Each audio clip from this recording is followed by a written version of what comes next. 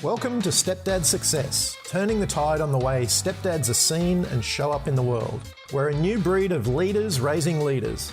Blood or no blood, we raise them as our own. We're connected, loving, and committed to leading them into the future. If you asked a normal dad, he'd say we're doing the impossible. He'd say, but they're not yours. How do you do it? Yet every day, stepdads around the world are forging the way. That's what we call Stepdad Success. We're leaders raising leaders. And these are our stories. Okay, so I wanted to tell a little story today, and this one's really about connecting with kids in those tough times, in those tough moments.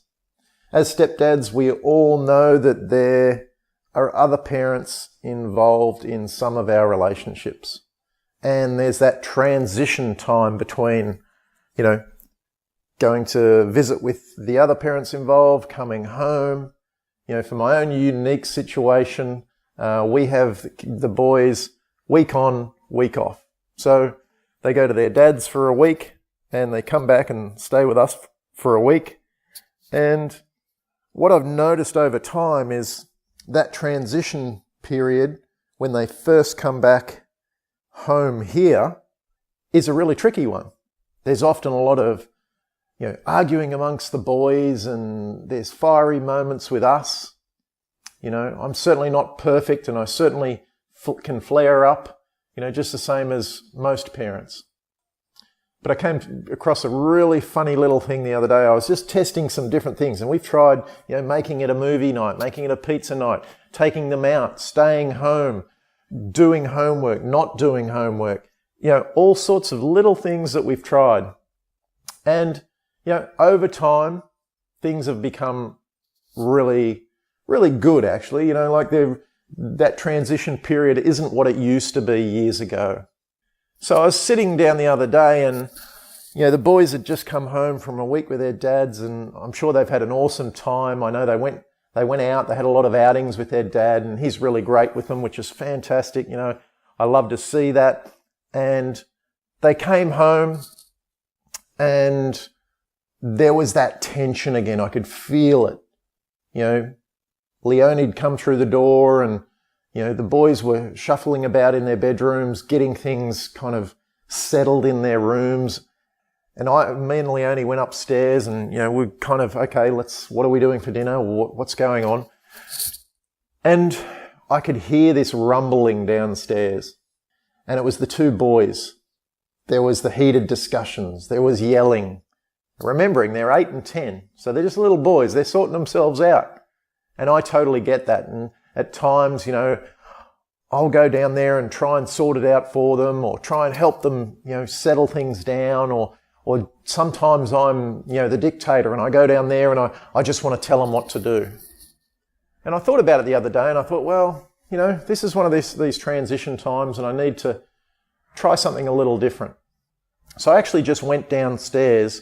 And downstairs we've got a beautiful pool area, and there's a lounge there, and the boys' bedrooms are down there. They've got their own bathroom and stuff and showers, and they were kind of making their way into the shower and out of the shower. And I just came down and I sat on the lounge, and I didn't interact with them. I didn't call out to them. I didn't do anything, and I just listened to them. And I listened to what they were arguing about. I listened to the conversation that was going on. I watched them, and it was kind of funny, they're interacting without me knowing that I'm watching. And it was just funny to watch the boys interacting amongst themselves. It was kind of a beautiful moment. And one of them, the little guy Che, spotted me out of the corner of his eye. And he kept his conversation going for, 30 seconds or so. And then he was drawn out to me. And it was a beautiful moment when he actually came to me. And we've been living together 7 years. We've had thousands, probably hundreds or thousands of these moments where they come to you in that time. But it was a beautiful moment of just him coming to me, and I was sitting on the lounge. I was totally relaxed and just taking in the entertainment, essentially. He came, he sat, and then, Indy, he's 10 years old. He was kind of like, well, where did Che go to? So he's poked his head out of the bathroom door and they're on the lounge. So he's come over too. And remembering they've just come through the door, They've just come from school and from their dads, and it's that transition period. And I just sat and I watched them sit beside me, and they're quite cuddly little boys. So they, one comes and nestles in under my arm. The other one sits down near my feet. And I just asked them, how was their week? What did they do? And I'd known they'd been down to a football match. They'd had a great week. And just listening to them explain everything about their week, what they did, what they got up to at school, what they did at home, how the football game was, what they did at the football game. They got new jumpers and they drank Powerade and Coke. And I'm not a big fan of soft drinks, but their dad gives them those things. Fantastic. Everyone's allowed to enjoy themselves. But it was just a beautiful transition moment where we sat and we talked for 20 minutes. They told me all about their week, every little last nook and cranny, every last story, every last giggle. We sat, we talked until there was no more talking and peace was in the house again. There was smiles, there was giggles, and I kind of said, okay, boys, it's time for me to go. You guys go about your stuff. And I went back upstairs with a smile on my face, knowing that I just created a little piece of intimate connection with both of the boys. And I created peace in the home during that transition period.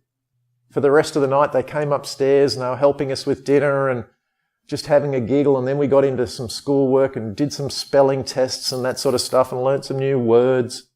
But at other times, that transition has been a real test. It's been a test of will, a battle. And if there's anything you can take from today, it's stop, pause, take the time to connect. Really take the time to connect with them, especially during that transition time. It's all new. They're coming home, they've just had a week somewhere else where the rules are all different. The values are all different. The people are different.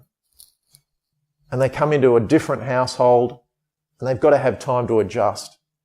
Go easy on your kids when they're in that transition period. Make it a fun period. Make it light. Don't be too heavy.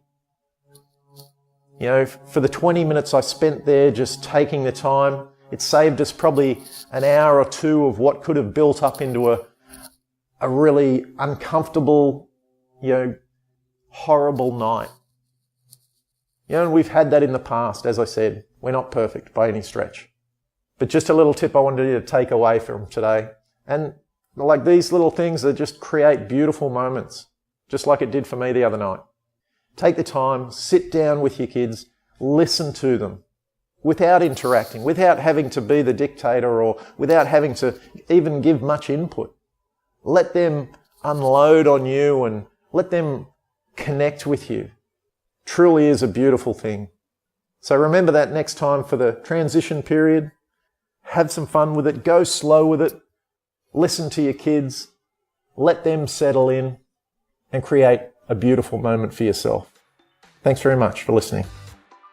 Would you like to learn more about how stepdads across the globe are joining forces in raising the next generation of leaders? Then head to www.stepdad016.com and grab all the show notes plus a copy of the brand new tactical guide for creating more happiness, health, wealth, and wisdom as a stepdad. And if you liked the podcast, please share it with other stepdads you know and leave us a review on iTunes. Again, that's www.stepdad016.com for all the show notes and tactical guide. Come and join the new breed of stepdads, the growing group of leaders raising leaders.